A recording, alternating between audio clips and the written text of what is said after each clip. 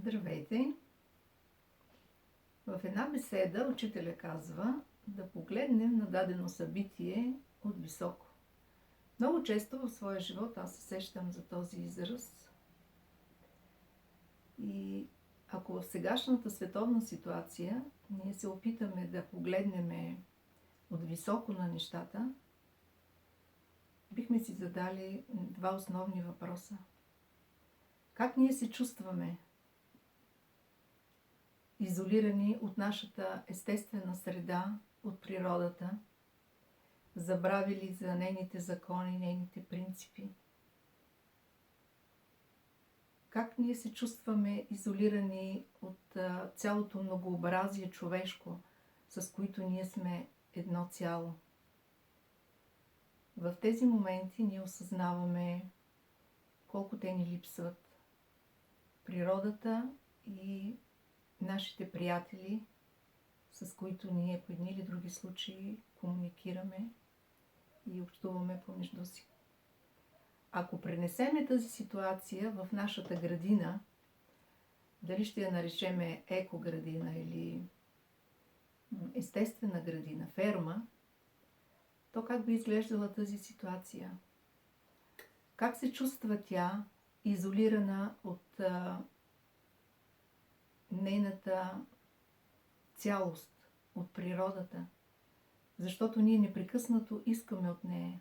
Искаме да бъде повече, да дава повече, по-големи плодове, без да се замисляме дали в същото време спазваме тези основни закони или принципи, на които се подчинява цялата природа. Как тя се чувства изолирана от цялото многообразие, което съществува в естествената природа? Защото ако погледнем, повечето от нивите са с една най-много до 5 култури. А къде е цялото многообразие от растителни видове, насекоми, птици, черви, микроорганизми? Всичко е цялостно. И когато ние го отделиме, се получават такива нежелателни, неприятни резултати, като изтощаване на почвата, обедняване или получаване на продукти, които нямат достатъчно хранителни вещества, необходими за нашето здраве. Затова сегашната тема за екологичното земеделие мисля, че идва много на време. Самата дума земеделие, ако се замислиме, какво означава? Земя делаю, значи правя нещо с земята. Ние не произвеждаме растенията, ние можем само да създадем условия, необходими, за да могат космичните и земни сили да влияят върху израстването на растенията. И затова, кои са нашите първи стъпки, ако ние искаме наистина да твориме нещо с земята и да създаваме, което да ни изхранва, което да ни радва, което да краси нашия живот? Преди всичко трябва да се огледаме около нас. Къде отиват в бита ни отпадъците от нашите хранителни отпадъци, обелки от картофи, от банани, плодове и така нататък. Независимо дали имаме градина, където да ги компостираме или живеем в апартамент, ние бихме могли да ги събираме и съответно те само за няколко месеца ще изгният и можем да ги включим към нашите компостни смеси за растенията в къщи или да ги занесеме някъде на открито. Спомням си един такъв интересен случай, когато бях в училище и понеже за мен е кощунство да изхвърлям отпадъците, особено семената от плодовете в коша за боклук, и така си ги хвърлях през прозореца, отдолу е тревичка, Обаче ме видяла една прислужничка и беше ми изколадила на директорката по стопанската част и тя ме привиква един ден и си спомням какво съм ми казала, но този ден аз си носех в една турбичка в къщи тези отпадъци и си ги компостирах, защото наистина семето за мен е нещо свещено, нещо, в което е заложена цялата жизненост, цялата енергия, за да израсне едно растение. И така, нашата първа стъпка, или когато ние решим наистина да си имаме собствена градина, е да огледаме в какво състояние е тя. Дали е градина, която ние вече сме засаждали нещо там, или тя е такава, която сме били. Ако това е място, което сме взели, примерно запустяла градина, искаме да го превърнем в наша екоградина, хубаво е да огледаме какви растения има и да не изкореняваме всичко. Например, много често тя е обрасла с храсти, шипки. Можем да ги превърнем в един разкошен розов храст, като оставим средното стъбло, което удебелява, другите ги изрязваме и след това присаждаме няколко цвята рози, особено в края на градината, те ще стоят много красиво. Хубаво е да си имаме участък, в който да оставим диво растящи растения, като коприва, лайка, ако имаме хвощ, защото те ще ни трябват, не само защото може да ги използваме за храна, за приготвянето на различни препарати, за които по-късно ще говорим. Много важно е почвата да бъде жива. Кога почвата е жива? Когато има добра структура и е богата на хумус.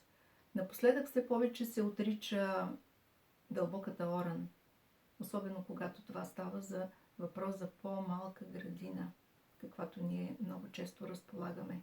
Добре, трябва да се разрохва най-много до 7 см, защото там се намират микроорганизмите, те играят важна роля в почвообразуването, особено образуването на хумуса. Как можем да създадем наистина добър хумусен слой, ако почвата е глинеста и избита и не искаме наистина даореме? Започваме да компостираме. Всичко, което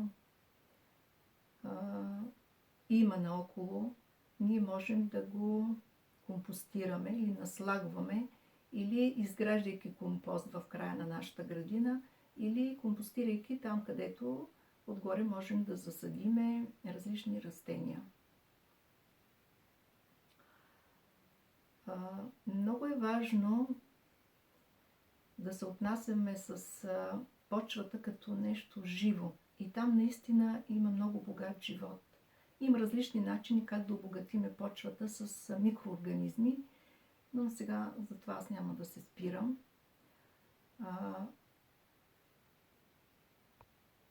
Върху самите растения влияе целият микро и макрокосмос. Знаем, не само Слънцето има значение, също Луната, планетите влияят, различни земни сили. И това е цяла една наука, която не е сега предмет на нашата лекция. Когато човек знае поне мъничко за планетите, много по-лесно му е да разбира някои растения. Както планетите влияят върху човека и определят неговия характер, така те влияят и върху растителния свят. За мен беше много интересно това лято, наистина да преоткрия това нещо. Бях засадила в една градина различни растения, включително и тиква. И след 3 седмици, когато отидах, аз наистина, тиквата е под влияние на Юпитер, наистина се изумих от това Юпитерово влияние върху тиквата. Тя беше тръгнала да пътешества, да се разширява, където намери място. Прекосявайки пътечка, отивайки към доматите, качвайки се по дърветата, по оградата. И наистина земеделието спомага за разширяване на нашето съзнание, за разширяване на нашия мироглед и знание за цялото това мироздание, което ни заобикаля. Мария Тун дава един календар, който ние можем да използваме наготово, за това как различните дни, а те са под въздействие на 4-те елемента или 4-те стихии, можем да ги използваме за различни грижи в нашата градина. За някои това е трудно или глупаво. Аз също не смятам, че не би трябвало човек да се отнася много педантично, защото това би му коствало отделяне на много енергия, но може човек да си прави експерименти, поне за нещата, които така наистина иска от тях да получи добра реколта. Лично аз съм решила тази година да се съобразя с тези дни, засявайки репички, защото години наред засявам репички, но не повече от 3-4 така кореноплода успявам да получа. Във всички останали случаи корена става един груб такъв и израстват повече на листа. Мария Тун дава 4 типа дни според стихиите. Аз в края ще ги дам в една табличка. Ден на корен, ден лист, ден цвят и ден плод. И когато знаеме тези дни, хубаво е, примерно ден корен, да засяваме кореноплодни. Репички, моркови, цвекло, ряпа. В ден на лист да засяваме листни растения, като мъгданос, копър, марули и така нататък. В ден цвят да засяваме цветя или такива култури, чието цветове ще използваме. В ден плод се засяват всички плодове. Лично аз, когато тази есен прибирах реколтата, най-вече от тикви, се опитах да се съобразя с това, да я прибирам, да прибера тиквите в ден плод, защото тогава казват, че те били по-трайни. Години наред тиквите ни, поне част от тях, изгниват. И тази година всички, които са обрани в ден плод, им сложих малки етикетчета и ги съхранявам в една стая. До сега нямам тиква, която да се е развалила. И за мен е любопитно да видя наистина до кога те могат да се запазят годни за консумация. И без да се, пак повтарям, превръщаме в педанти, използвайки този календар, тогава, когато искаме реколтата ни наистина да презимува и да е по-трайна, на нас не ни коства да погледнем кой ден е плод и тогава да прибереме плодовете си, за да могат да изтраят през зимата. Много важно е, когато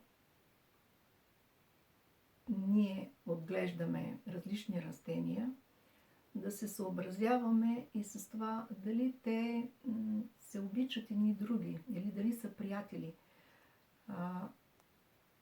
Това в науката е известно като алелопатия. Лично аз препоръчвам една книжка, нарича се "Приятели в градината". Тя е за деца, но може с успех да се използва от всеки.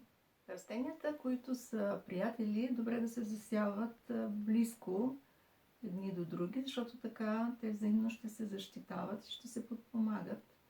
Хората са имали в древността тези познания и знаем, че сред царевицата се засява боб, тикви, Баща ми се е босилик сред пипера и доматите. Но дори да нямате познания за това, хубаво е в градината ви да има винаги невен и тагетес. Не само, че тя ще изглежда красиво, но те унищожават някои вредители по растенията, а също може да си ги съберете, за да ги използвате като лекарствени растения. В природата цари едно многообразие и в това е нейната красота. Ние трябва този модел да го пренесеме в нашите градини, а не да ги правиме стерилни, унищожавайки плевелите в кавички, това, което смятаме, че не ни е нужно. Най-добрите растения за храна, това са така наречените плевели. И това е друга тема. Спомням си, с пети клас имахме една тема многообразието в природата и аз ги заведах на една полянка, на пръв поглед съвсем незрачна полянка, близо до училище, и те имаха задача да запишат и открият различни растителни и животински видове. Самата аз бях изумена колко страници изписаха на тревисти растения, храсти, дървета, насекоми, черви, имаше картица, магарена близко. Така трябва да бъде и разнообразно в нашата градина. Не само защото ще имаме по-разнообразна храна, а защото такъв е модела в природата. Ние сме длъжни да копираме или да заимстваме от природата. Още в древността хората са познавали сеитбообращението и неговото значение за добрата реколта. Четайки сега световна история на селското стопанство, ми направи впечатление, че още от самото създаване на първите стопанства, те са използвали сеитбообращението. По-скоро, отглеждайки една култура, след това са оставили почвата да почива. Начало по 15 дена, след това 15 години, след това 10, 7, 5 и така непрекъснато с увеличаване на населението на земята. Възможността да има земя, която да почива, е било така съкръщавал се срока. И в един момент почвата се изтощава изключително и затова добивите се понижават. С използването на сеитбообращението се постигат основно две неща. Първо, почвата не се изтощава, защото една култура, засявайки я на едно и също място, тя използва едни и същи микроелементи от почвата. И второ, там попадат различни вредители и растението започва по-често да боледува. Така в историята на селското стопанство можем да открием различни схеми на сеитбообращение.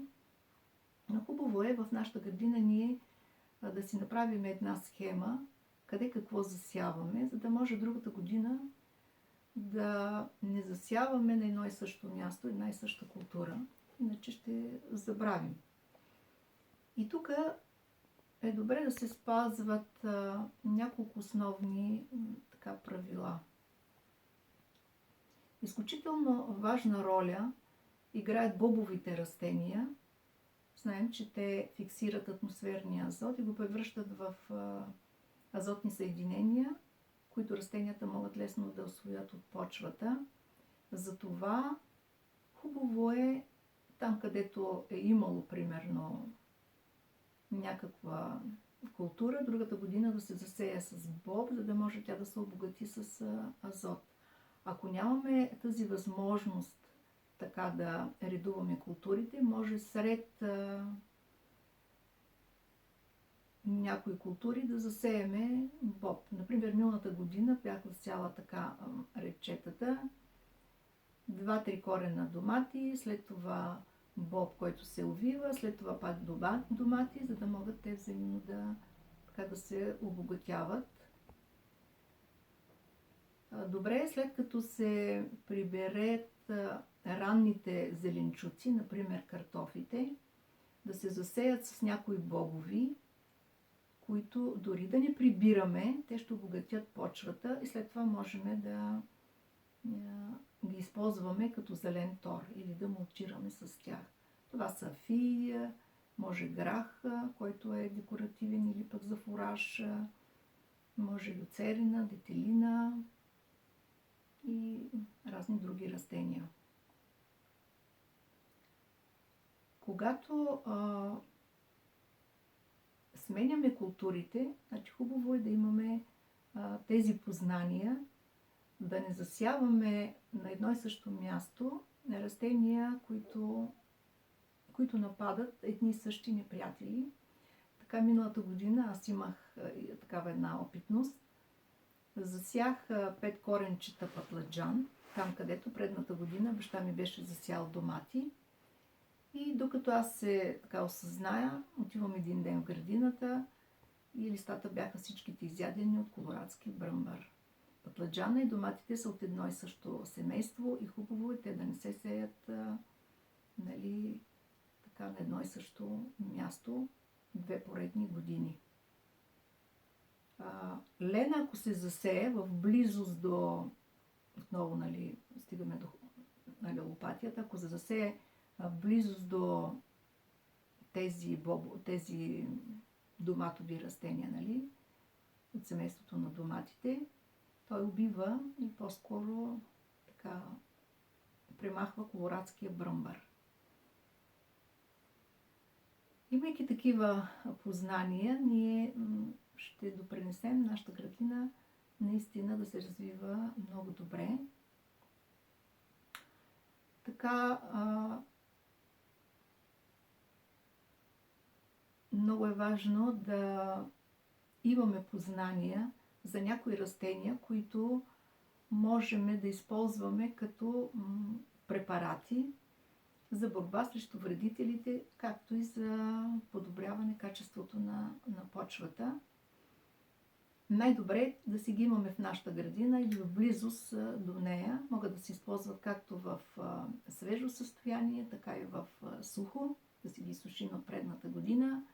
Това са коприва, глухарче, лайка, бял ръвнец, хвощ, дъб, също вратига е хубаво да имаме. Хвощ, мисля, че казах. Лют пепер и други. Ще ви дам 2 рецепти за такива билкови препарати, които може да си приготвите много лесно в къщи и да ги използвате както за отблъскване на вредителите по растенията, така и за обогатяване на самата почва. Единият препарат се приготвя от хвощ, коприва и глухарче. Хубаво е да си изберете дните около пълнолуние. Първо си приготвяте едно бидонче, което запълвате с дъждовна или изворна вода и вътре поставяте откъснатите стръкове от коприва, глухарче и хвощ. Най-добре е копривата да бъде най-много, глухарчето и хвоща по-малко, тъй като той рано на пролет няма има само пролетно стъбло. Хубаво е да го използвате в сушен вид или пък да го поставите, в смисъл и без него може и да го поставите по-късно, когато вече израснат летните стъбла. Покривате, за да не се праши и да не го вали дъжда. И така престоява 28 дена, смисъл до другото пълнолуние. Около пълнолуние, когато прецеждате и започвате да потенцирате. Това е много важен момент, защото чрез потенцирането ние правиме този препарат по-жизнен. Какво значи да потенцираме? Започваме, взимаме една пръчка и започваме да да раздвижваме течността 3 часа или поне част. За това, как това да се случи, нали, без да ни дотегне, нали, мога да разкажа някой друг път, но това е много важен момент, наистина, когато ние се слееме с този препарат и вложим в нея мисълта, че действително той ще бъде благоприятен за нашите растения и за нашата почва. Лично аз миналата година направих такъв препарат и с него напръсках няколко пъти градината. В смисъл, растенията не боледуваха от никакви вредители. Плодовете бяха изключително големи по размери. Дъщеря ми даже каза, че вероятно наблизо има уран по повод на едно цвекло, което премерих, 4 кг и 300 грама тежеше. Не знае дали има уран, но аз лично го отделям на този препарат и на моята любов към растенията. Този препарат, така прецеден, може да го съхранявате цялата година, дори на следващата, и с него да пръскате както земята, почва, дори дърветата и самите растения.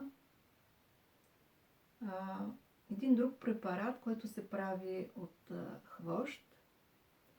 Аз лично го направих есента.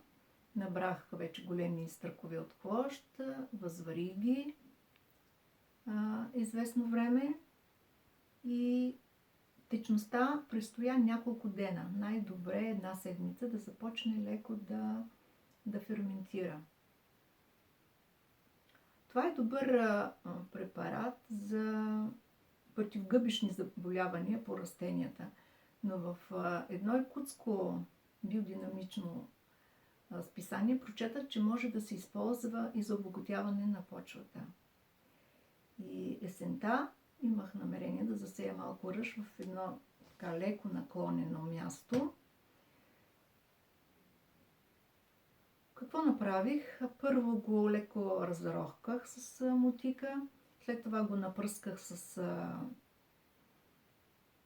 този препарат, напръсках почвата, засях, разпръсках ръжта, покрих леко и семената израснаха много добре. Вече каква ще бъде реколтата, мога да кажа малко по-късно. Така че забравих да кажа, че тези препарати ги използвате в разреден вид, например 1:5 с вода. Добре е водата да бъде дъждовна или изворна, да не е с хлор. Напръскват се, най-добре аз пръскам с една метличка, както самите листа, вече плодовете, цветовете, така и почвата съвсем малко. Тук действието е малко хомеопатично, нали? Не е нужно големи количества, а по-скоро това, което водата е съхранила като запис в този препарат. Друг препарат, който приготвям, е от червени лютиеви чушки. Накисват се в ракия и той може да се използва, ако растенията ни имат листни въшки, разтваря се във вода. Много е добър, включително и за стайните растения, ако са развъдили такива. Но това е добро средство за лечение, защото много добре загрява. Могат да се масажират места, които са ни болезнени. А тук преди тази пандемия бях малко понастинала и за да не ме изгонят от къщи, трябваше много бързо да се справя. И буквално през един час разтривах глезените и стъпалата си с този разтвор.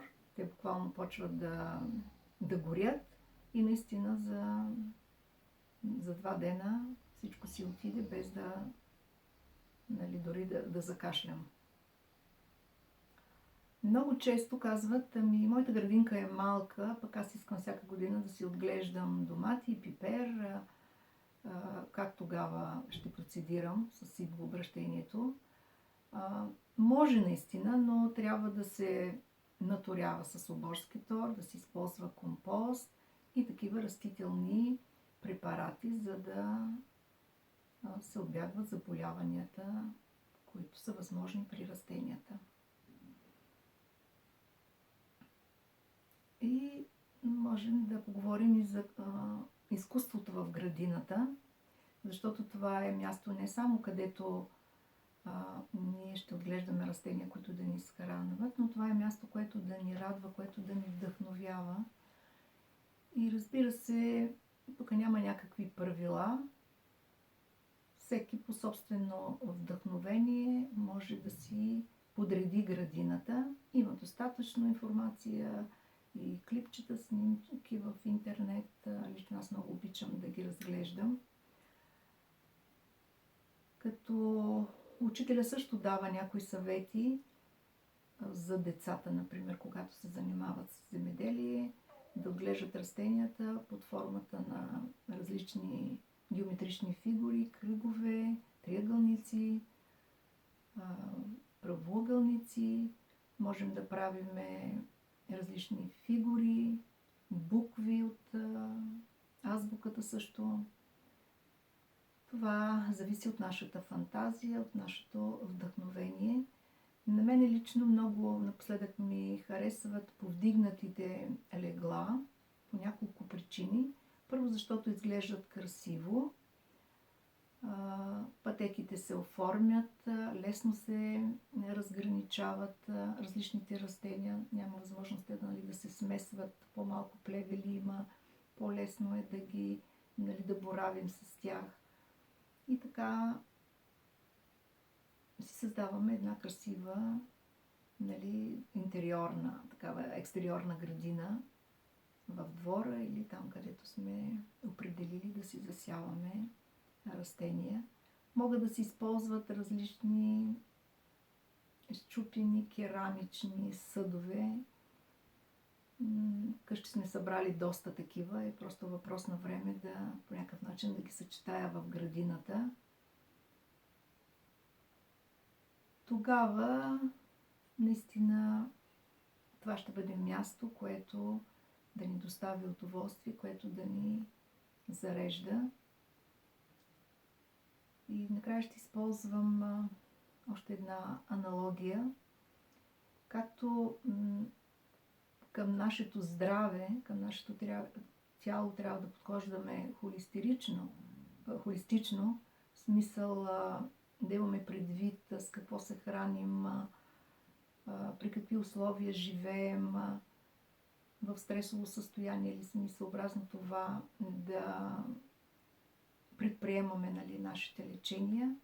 По същия начин трябва да се отнасяме холистично и към нашата градина, да имаме предвид всякакви въздействия на планетите, на небесните тела, на земните сили, елементите, от които те имат нужда. Но всичко това да правим с изключителна любов, защото растенията разбират и могат да улавят нашите трептения, нашите излъчвания. Има дори и препарати вече, има уреди, с които това може да се регистрира. Е много интересно да го наблюдаваме, как растенията реагират на нашите излъчвания. Да им пеем, да им говорим и да им казваме това, което искаме от тях. Тогава наистина ще бъдем едно цяло с нашата градина и с всичко, което обитава там.